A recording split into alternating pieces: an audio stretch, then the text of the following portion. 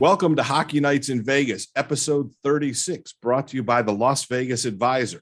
The secret to saving in Las Vegas is the Las Vegas Advisor. My name is Eddie Rivkin. I'm joined, as always, by my co-host, Joe Payne. It is Saturday afternoon, Joe.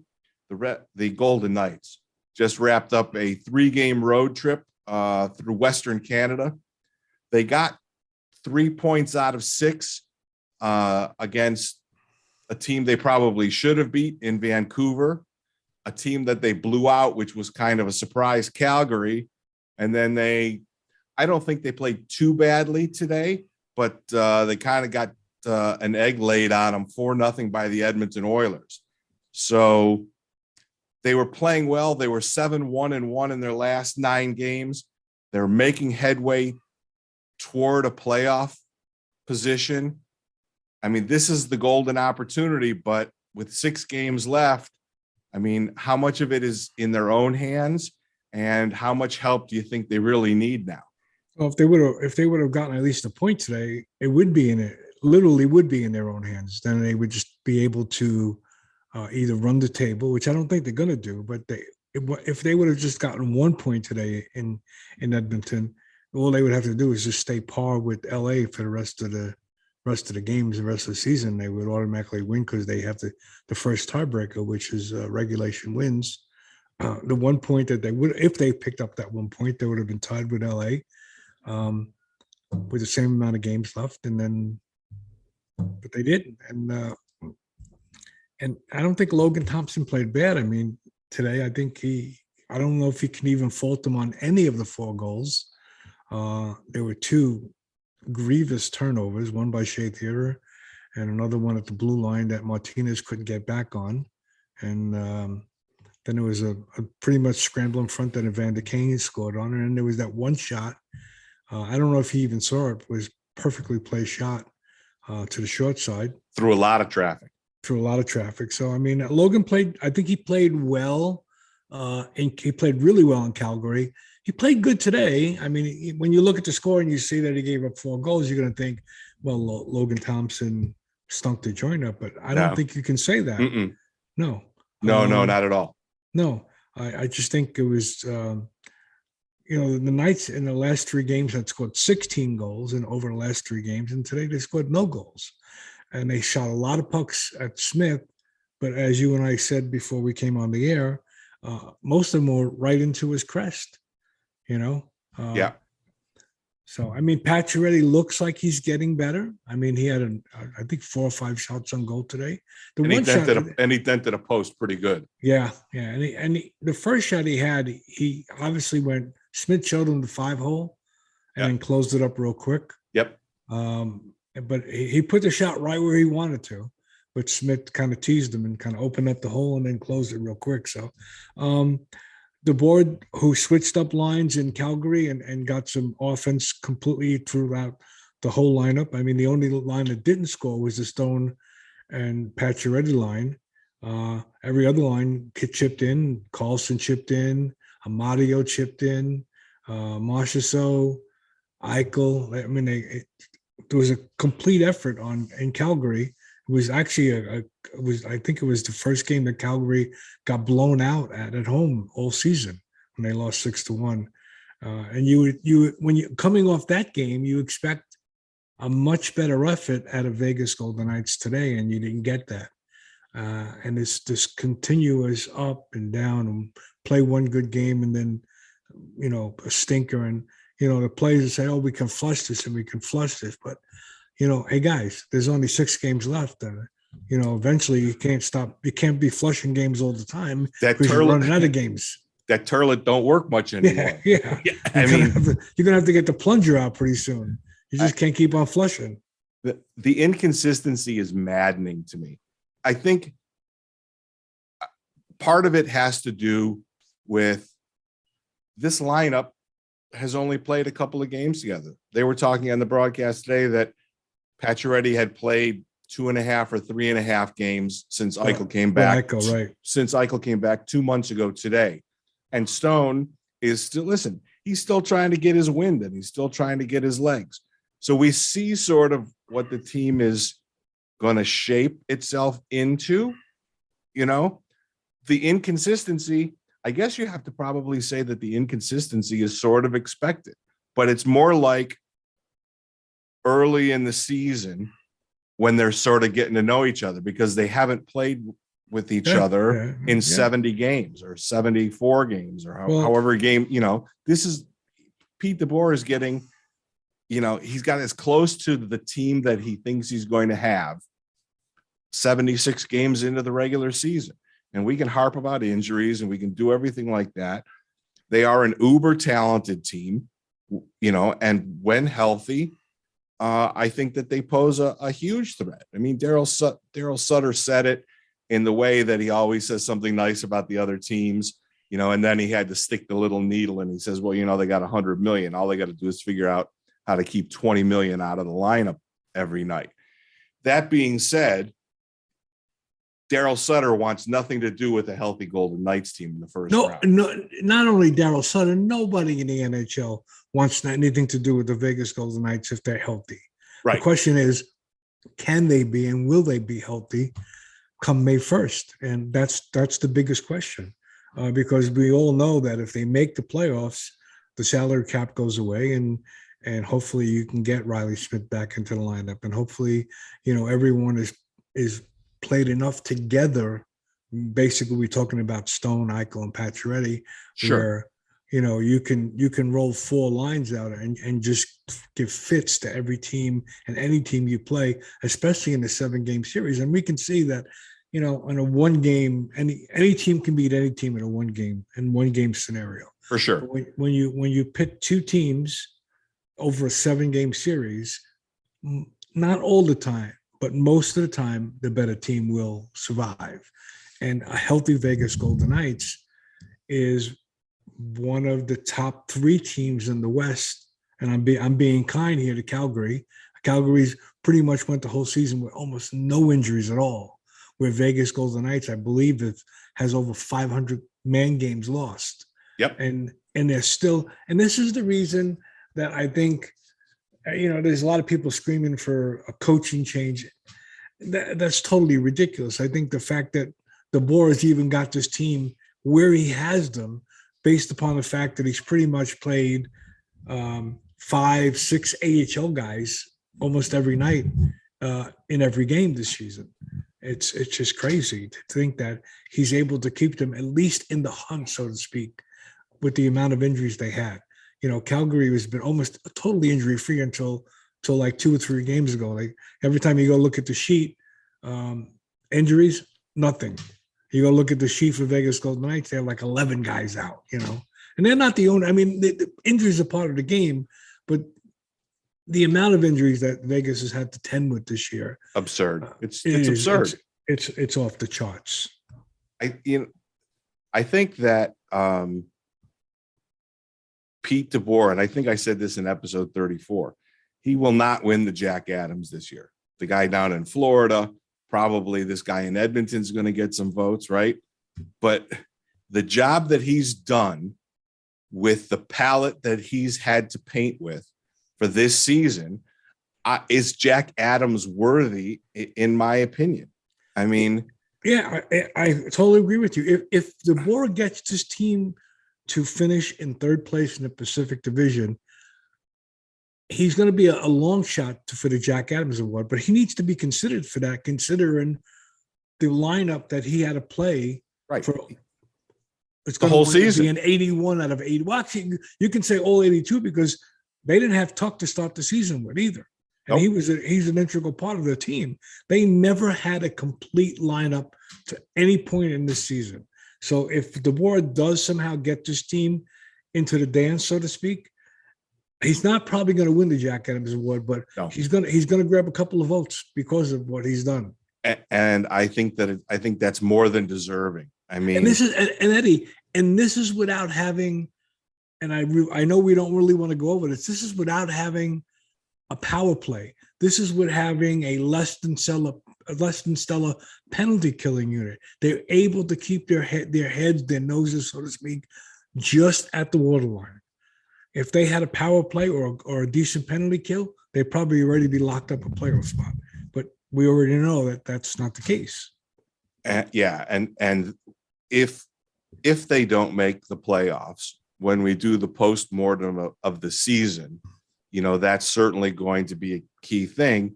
And then we have to sort of sort out how much of that is on the head coach.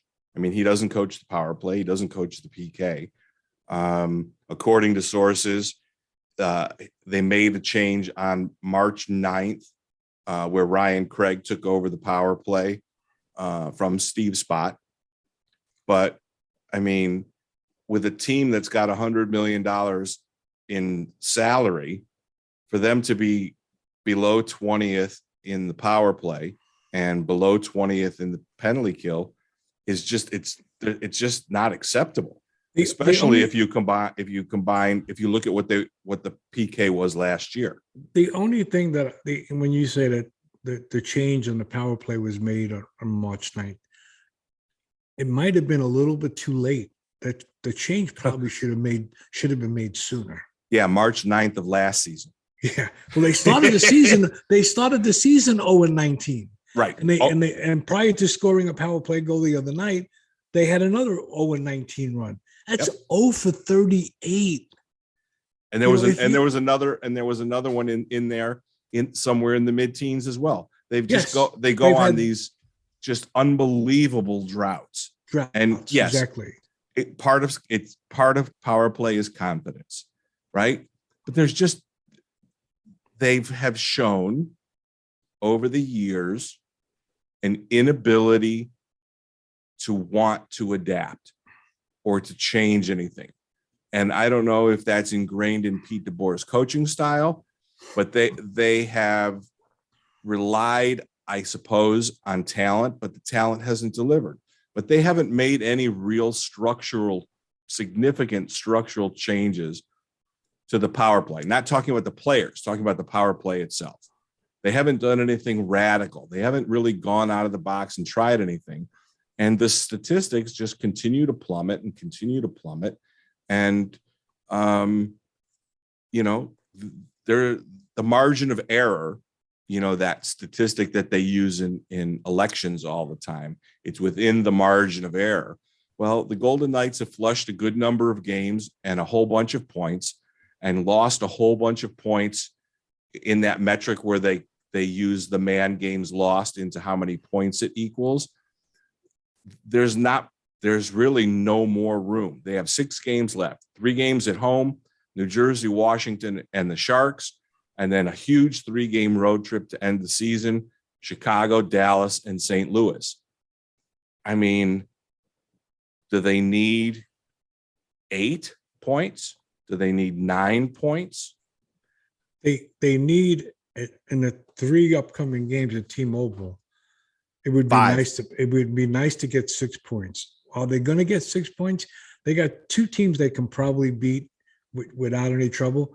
Washington's been playing well lately, so maybe they get 5 out of 6. But I mean, if they get 6 out of 6, and then they got a game against Chicago, which they should win, and then they got a game against St. Louis and Dallas, right? Yep. That's how they end the season. Dallas and St. Louis. Yeah. Dallas first. Dallas first, and then St. St. Louis, the last game of the season, right? Right.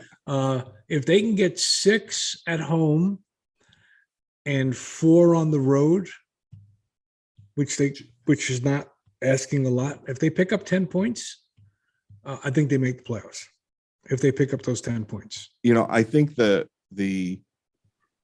little sort of factoid that goes in there is, I wonder, because I haven't looked at the East standings, is Washington's in, but are they still playing for something positionally? Or are they basically locked into their slot?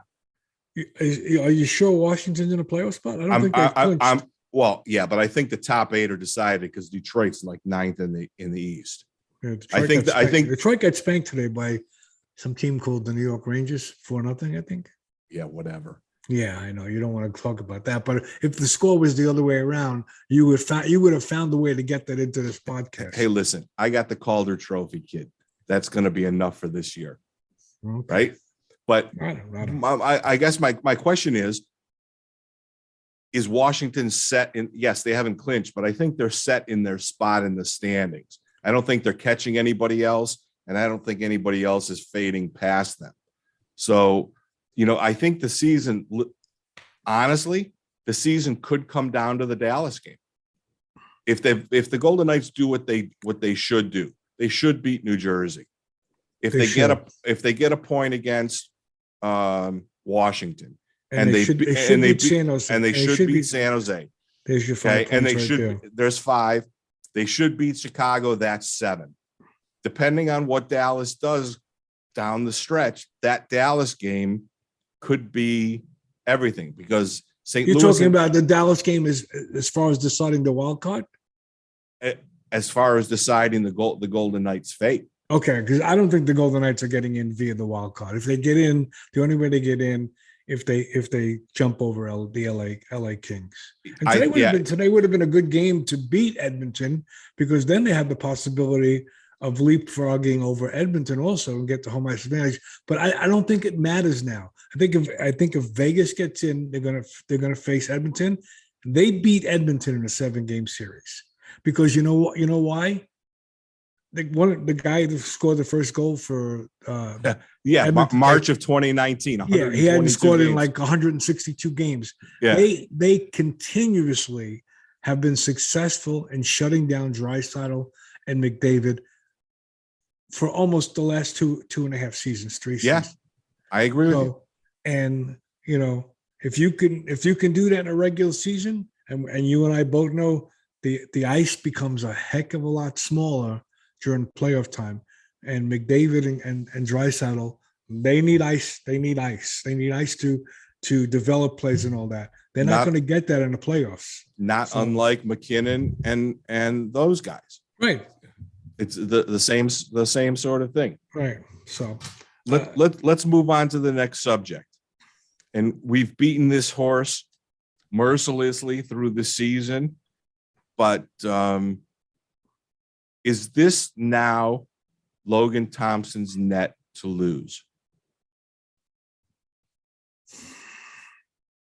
I don't know. I thought prior to today, I thought when he started Logan in Calgary, I thought Pete was admitting that Lehner hasn't been playing well. Isn't ready. And now we find out that he's got some sort of family emergency going on. So maybe his head wasn't in it that way. And I wrote that maybe he wasn't fully recovered from his injury. He looked like he was slow to react on pucks. He was out of position. He was flopping around. And I've never seen a goaltender flop. I've seen goaltenders flop, but not flop forward where they're, on their belly, and he's not just one time. I can understand it's one time, if you're going for a poke check and you miss and you wind up obviously going forward and on your belly. But I mean, over the last couple of games, he's just been slow to react to the puck. He loses his position and he's just lost out there. And I thought when DEBOER made the change, it was because DEBOER was reacting to what everyone was seeing, but maybe there's something going on with Robin as far as his mind wasn't there, because I'm not even sure. I'm just going to be speculating that maybe something's going on with one of his children, and that's where his mind is, and his mind is not on the game. Because he's left, he's gone back to Vegas before, and they called up the backup goaltender, actually the starting goaltender for the Silver Knights to back up Logan Thompson today. So is it Logan Thompson's net to lose? I don't know. Is it because Lehner is not ready to go? Because I think the Golden Knights don't want to admit that they may have made the wrong choice when they moved the wrong goaltender in the offseason. Well, here's what we know about the Vegas Golden Knights' history with the goalies. They play in the playoffs the hot goalie. 2 years ago, they made the decision to play Robin Lehner over Marc-Andre Fleury. Last year, they made the decision to play Marc-Andre Fleury, right? If you take what Pete DEBOER has said all along, I'm going to play the best players that I have that give us the best opportunity to win the game. I don't know if there's enough landing strip left for Robin Lehner to prove that he's the guy to get him there. And if you put Leonard in to kind of make it, like you say, take advantage of whatever little landing strip is left. Sure. What happens if you just what happens if they blow the New Jersey game? Exactly. Or the Shark game. I wish I could tell you I know, but I don't know. I think DEBOER and Mike Rosati are in a tough spot here, because are you really going to sit your $5 million goaltender and play your AHL goaltender ahead of your $5 million goaltender? Or are you going to play your $5 million goaltender who may not be ready? And I say, when I'm saying ready, he may not be physically and mentally ready to play. So what do you do here? You know, like you say, DEBOER has always said, and when we're in the Edmonton bubble, he pretty much said, I'm playing Robin Lehner because, in my opinion, he gives the team the best chance to win. Right now, Logan Thompson gives the team the best chance to win. I think I can't see a scenario where Robin Lehner is the starting goalie for the rest of this year. They can't risk an uneven performance, like we just said.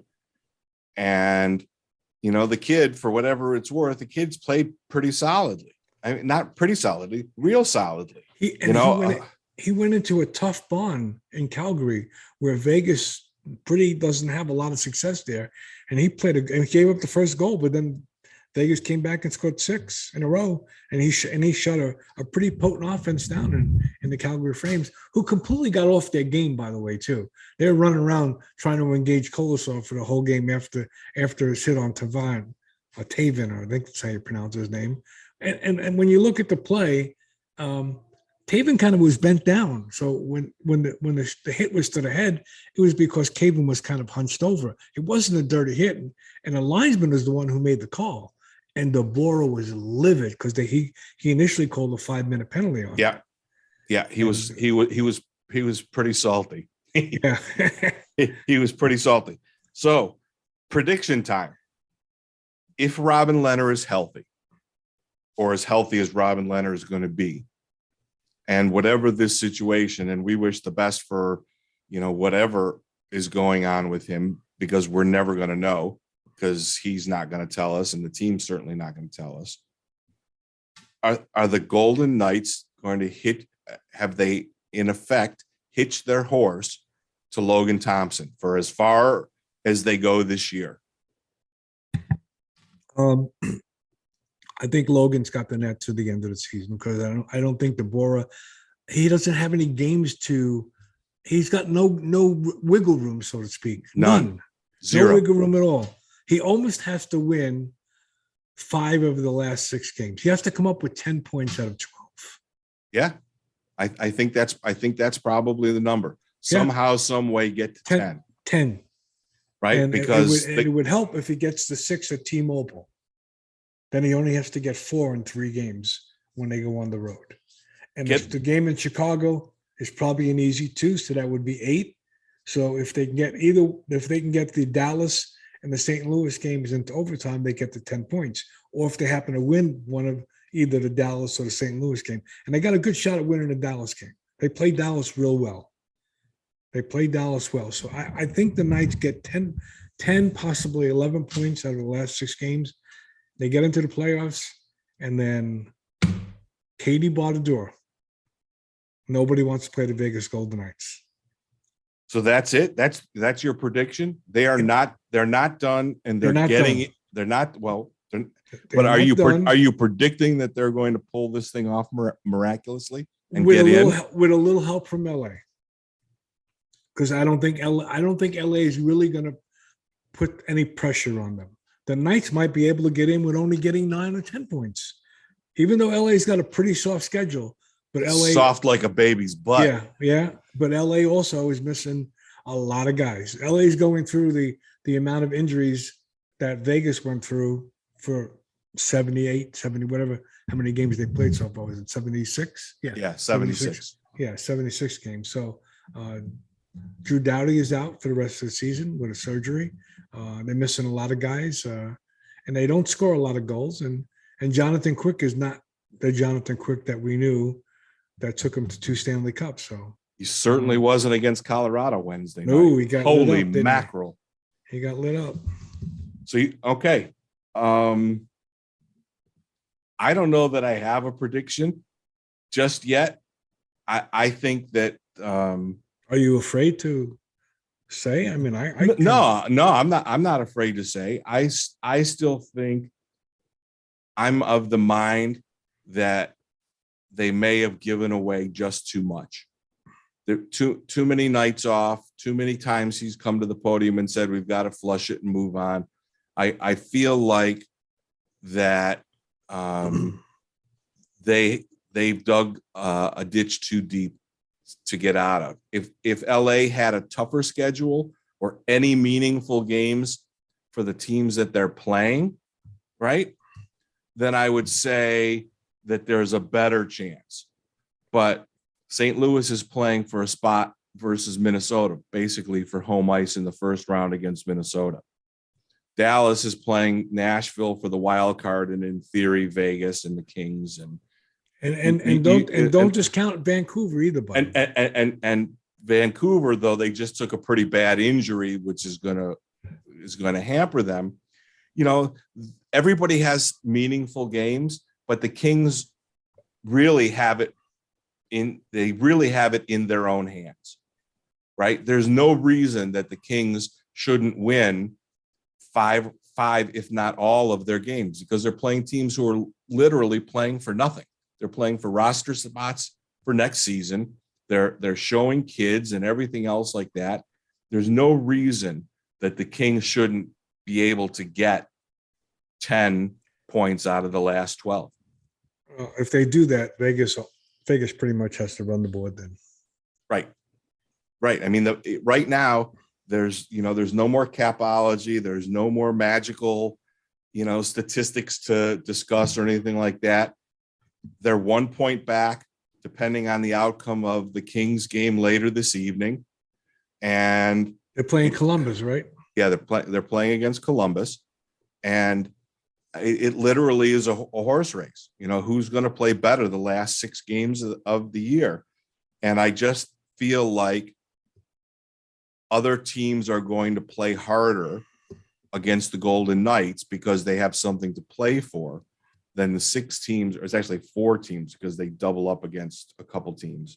Then the teams are going to play against the Kings.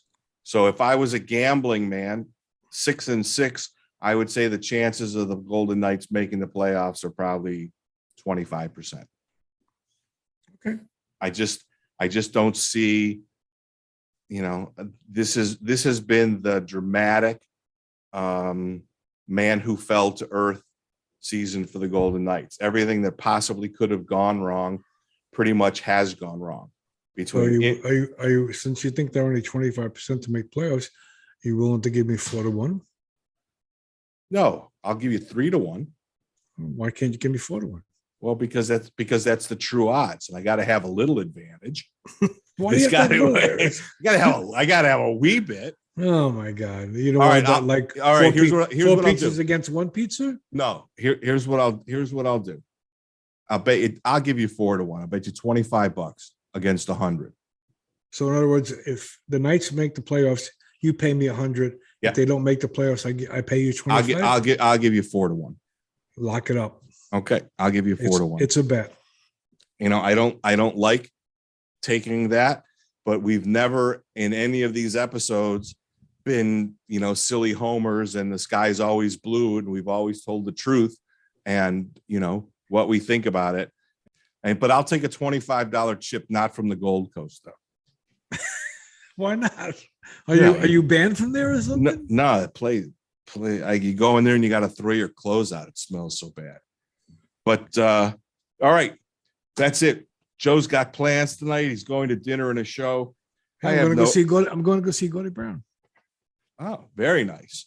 Yeah. Speaking of deals, we want to thank the Las Vegas Advisor. The secret to saving in Vegas is the Las Vegas Advisor. They're doing a lot of stuff to help us get our show on the road. I apologize And for our. if you're coming to Vegas, or if you live in Vegas, you need to check out the Las Vegas Advisor. If you whatever you need to know about Las Vegas, it's there. And if you need to find any good deals, top 10 deals of the month, the newsletter comes out. It's a really good publication, really good website to check out. So we're going to get back into a little bit of rhythm. We'll be back with you after the 3 games this coming week at the Fortress. The New Jersey Devils, the Washington Capitals, and the San Jose Sharks wrap up the Golden Knights' 5th season at the Fortress. And I feel like the way things have gone for this season for the Golden Knights, there will be a lot of things to talk about. Good things, bad things, controversial things, strange things. It's just been that year for them. And I will tell you this, when we come back on after the 3 games, after Vegas has won all 3 games, I might let you surrender for $75. I'm not surrendering. You're not surrendering. I don't surrender. Well, let me ask you a question. If Vegas, I don't surrender when I play blackjack. And I don't surrender. That's a bad move. If you got a 16 against a 10 and a plus count, and there's surrender available and you don't, well, then we have to put you in the sucker category. Because I'm going to tell you, next Monday, after they play San Jose on Sunday, if they've won all 3 games and LA has stumbled, I might offer you like Eddie went out for $75. You would be crazy not to take that. There's a lot of ifs in that statement. I'm not proud if it looks bad for me and you offer me a surrender of the 25. Right. It just reminds me of this great edict and the legendary Paul Heyman. You know who Paul Heyman is? I do not. Paul Heyman is a larger than life character in the WWE, a manager of wrestlers. I don't follow. Famous wrestlers. And he came out one time and he was cutting a promo and he said, if my aunt had balls, she'd be my uncle, but she doesn't, so she's not. My point being, you have a nice bet at 4-1, but you need a lot of things to happen to get in the point where surrender. You need LA to basically lose 2 of the 3 games and the Golden Knights to win all 3 games. Okay. For you to be in that much of an advantage. And that's a possibility. They could very easily win all 3 games at T-Mobile. Just remember, nobody's aunt has balls, so they're not their uncle. And okay. And we'll wrap it up with that. Joe, have fun with Gordie Brown and at dinner.